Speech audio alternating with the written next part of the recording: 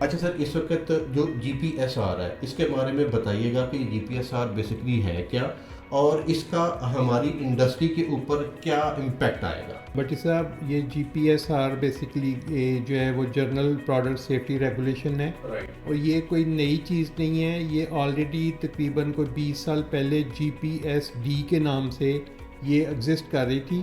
लेकिन अब वो जो डायरेक्टिव था, जो डायरेक्शंस दे रहा था, अब ये लॉ की शक्ल में, रेगुलेशन की शक्ल में इम्प्लीमेंट होना जा रहा है। तो उसके लिए जब लॉ कोई चीज़ बन जाएगी तो उसको कंप्लाई करना बहुत ज़रूरी है।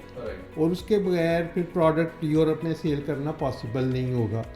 तो इसकी काफ़ी ज़्यादा रिक्वायरमेंट्स हैं, लेकिन जो ज़्यादा अभी सब लोग बात जिस पे कर रहे हैं वो यूरोपियन ऑथराइज रिप्रेजेंटेटिव के पॉइंट ऑफ व्यू से बात कर रहे हैं।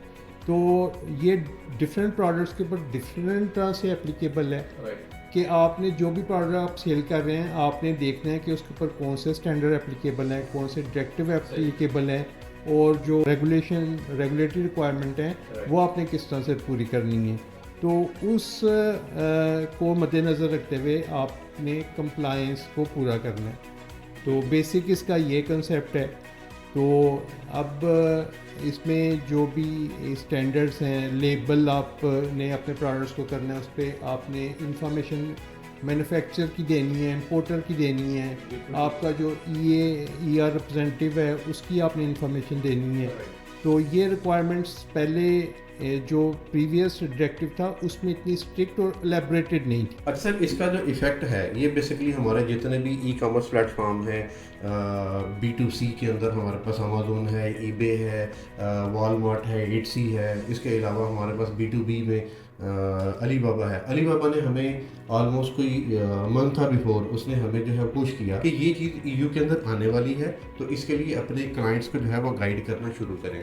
तो आया कि ये जो रिक्वायरमेंट है ये सेम जो हमारे जितने भी स्टार्टअप्स हैं, एंटरप्रीन्योर हैं, जो कि सियालकोट से आइटम जो है वो यूरोप में भेजते हैं, उनके किसी का कोई $100 का ऑर्डर है, किसी का $500 का ऑर्डर है, किसी का $200 का ऑर्डर है, वो प्रोडक्ट जो है उसके ऊपर भी ये लागू होगा या सिर्फ और सिर्फ ये एक्सपोर्ट ओरिएंटेड बड़े ऑर्डर्स के लिए है? नहीं बट साहब, ये सब के ऊपर इक्वली एप्लीकेबल होगा। Right. क्योंकि जब कोई चीज़ रेगुलेशन बन गई तो उसको बाईपास करना किसी के लिए भी मुमकिन नहीं है। तो पास्ट में जो बड़ी फैक्ट्रीज थी, जो बड़े एक्सपोर्टर्स थे, तो वो तो ऑलरेडी इस पर कंप्लाई कर रहे थे। लेकिन ये बड़ा अनइक्वल लगता है कि जी बड़ी फैक्ट्रीज किसी चीज़ को कंप्लाई कर रहे हों और वही चीज़ जो है वो कोई छोटा एक्सपोर्टर या कोई ऑनलाइन सेल कर रहा है तो वो कंप्लायंस ना कर रहा हो। तो अब अल्टीमेटली सबको ही इसको कंप्लाई करना है। और जैसे मसलन ये तकरीबन आज से 10 साल पहले इस पर डिबेट शुरू हो चुकी थी कि जो ऑनलाइन सेलर्स हैं उनको हमने कैसे कंट्रोल करना है। तो अब ये जितने भी प्लेटफार्म हैं, अलीबाबा हो गया, अमेज़न हो गया, या अदर जो सोशल मीडिया के प्लेटफार्म हैं, उनको के लिए ये कंपलसरी है कि वो अपने जो भी सेलर्स हैं उनसे ये कंप्लाई करवाएं।